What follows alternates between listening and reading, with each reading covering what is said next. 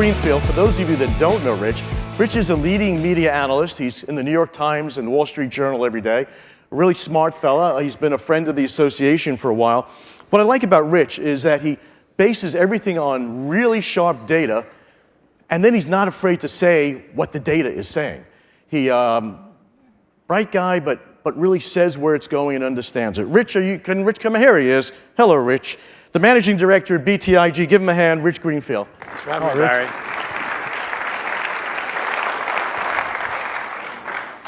I'm going to rearrange the furniture here.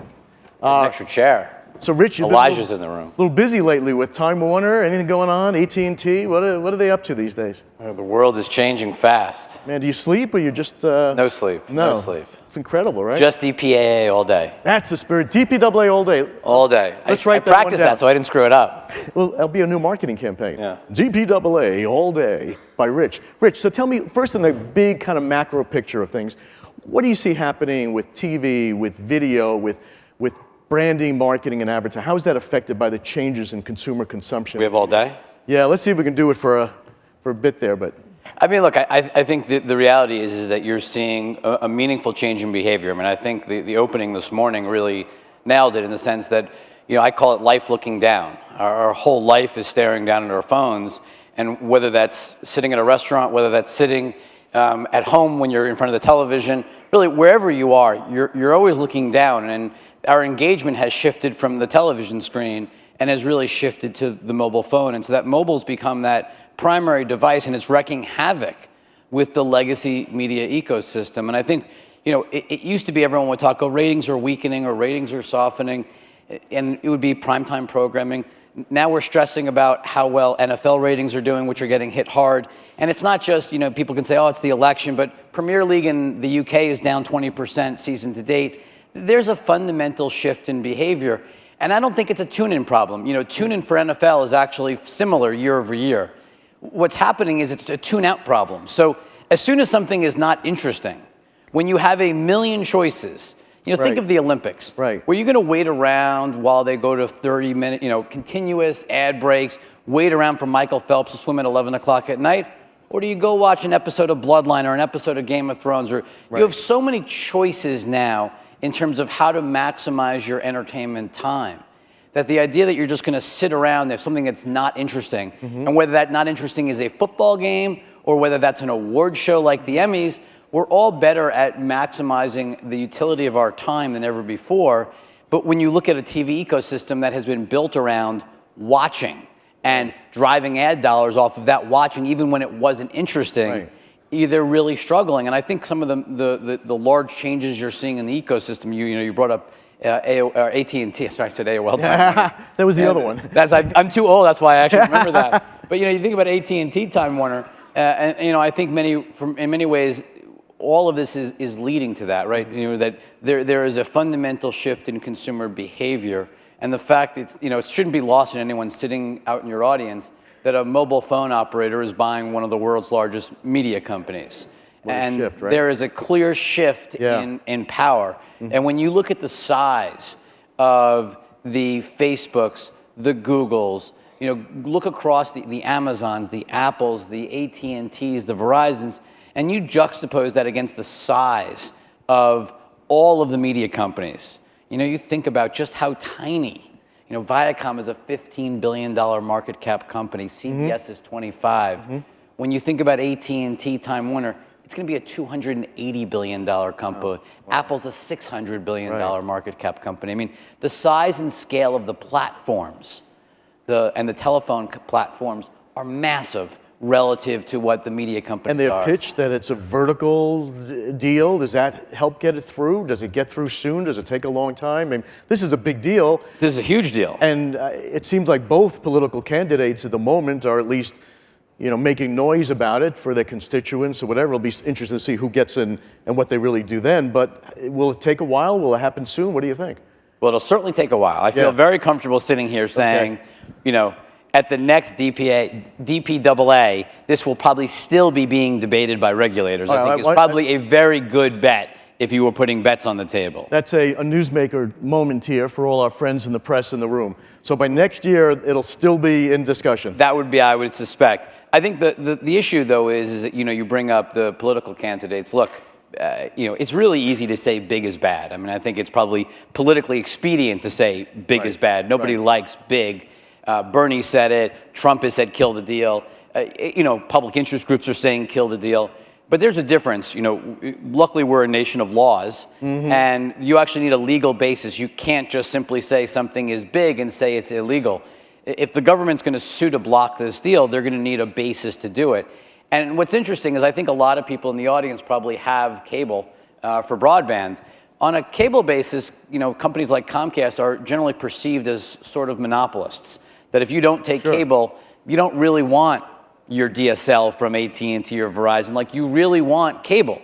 And so the government has very much looked at the cable industry more as a terminating monopoly, meaning that's the only way that content can get into your home. Right. If you think about AT&T, their wireless business is very highly competitive. Their broadband into the home, people kind of laugh at.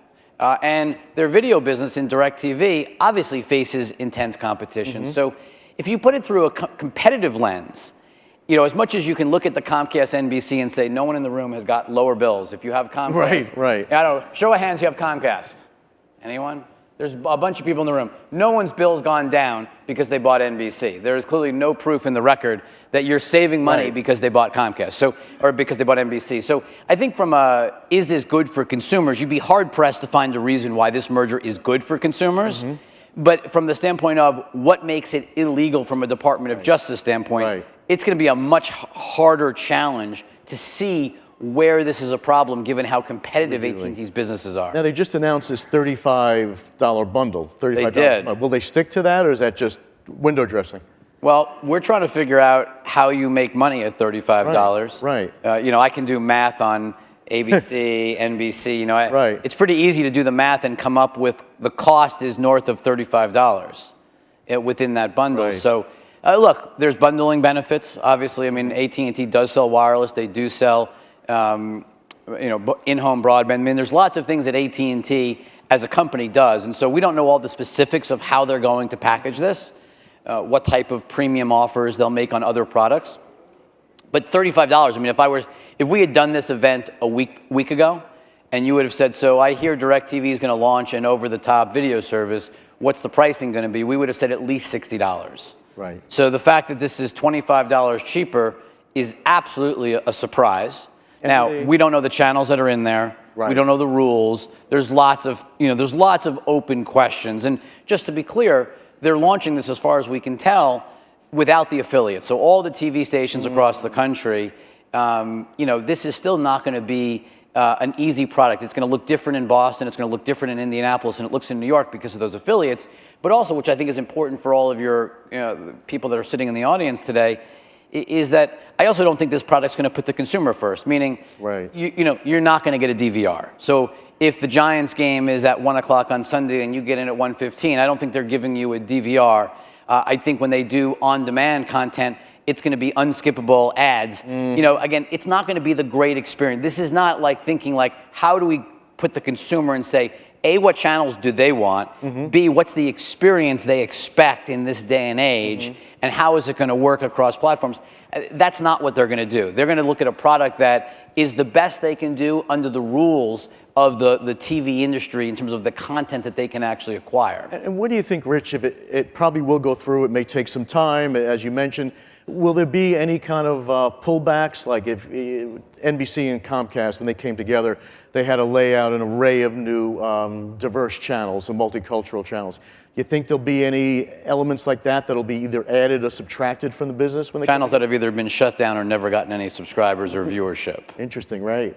I don't think that did very. Again, I think a lot of the conditions of that merger didn't really do very much, and I think the government, in many ways, regrets approving Comcast NBC because they approved it with a lot of conditions that ended up not actually having the intended effect, or not being lived up to in the spirit. Didn't happen.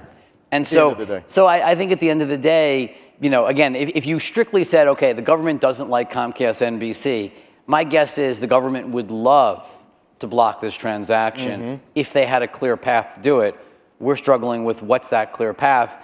I think there'll be give-ups, though, to answer your question very directly. I do think that things like, you know, my guess is 0 ratings. So if you have this DirecTV Now product, my guess is they won't be able to say, okay, if you have Netflix, it counts against your bandwidth cap. If you have Sling, it counts against your bandwidth cap. But if you have DirecTV, it doesn't. My guess is that's going to be a problem, and something that they probably are aware of and are probably going to be more than willing to give up as part of this approval process. And Rich, if you go forward, evidently we're excited about our screens everywhere, delivering video, delivering digital, targeted advertising. What kind of excites you about going forward in the future? What innovations do you see in media? And then how do advertisers keep up to this, you know, amazing, dynamic content infrastructure and delivery infrastructure? Well, look, I think the issue is that we know that the TV, you know, we can talk about ratings are down a lot. Everyone realizes that live linear ratings are down a lot, but engagement's down a lot more. Right. And no one measures engagement, but I think if we could measure engagement, my guess is it's dramatically worse than linear ratings. And so I think, you know, the real question that everyone's facing is, what do you do? Right. And, you know, when you look at the mobile world, mobile video still hasn't really figured out how to create a robust, engaging video experience. Yeah, you can do, certainly you can do TrueView, kind of pre-roll ads on YouTube. You know, Facebook, you can do kind of in-feed, but you're still on a small mobile phone. Well, too. And even on top of that, like, if you're doing a 30-minute Facebook Live, you know, if this was streaming live on Facebook Live, how do you monetize that? Right. I still think there's this fundamental question: are we going to break away? Like, is it going to say, "Hey, Barry Rich, stop. We're going to run 3 minutes of unskippable ads and then come back"? You know, I was watching Mark Zuckerberg the other day, and this was right before the second debate. And he was out in his backyard, and he was doing a streaming cast with his buddies. He had his big green egg. He's smoking ribs in his backyard, and he's on for probably 30, 40 minutes. And I just kept thinking as I was watching it, like, what is the, you know, if this was premium content, how would you monetize this? Like, are you going to cut away to commercial? Are you going to do overlays? Is the big green egg going to sponsor it? Like, what is the method? I still think that video on mobile is still at a very early stage of trying to figure out, how do you monetize, especially relative to the legacy ecosystem of TV and how well that monetized? Right. And so I think it creates a lot of opportunities for new forms of advertising, because brands are trying to figure out, how do they reach consumers in a world where we know that they're not getting the same level of engagement they've gotten for the last 5 to 10 years. And it's getting worse at a rapidly accelerating rate. And I think when the holy grails of the industry, like football, like the Emmys, like Premier League, like, or, you know, when you start to see, like, all of the sport, all of the events that people thought about, you know, putting their brands attached to, and they see ratings down that much, I think it's really a shock to the system that makes people rethink and look to new forms of advertising across a very wide landscape. And I think that's the opportunity you and all of your members have, is to try to take advantage of the fact that brands are struggling with, how do they reach consumers in 2017 and beyond? Exactly. That's very well said. I think that's great, and we'll end it there, I believe. Let's everybody thank Rich Greenfield for some great, terrific stuff. Thank you very much. I think you have the stuff.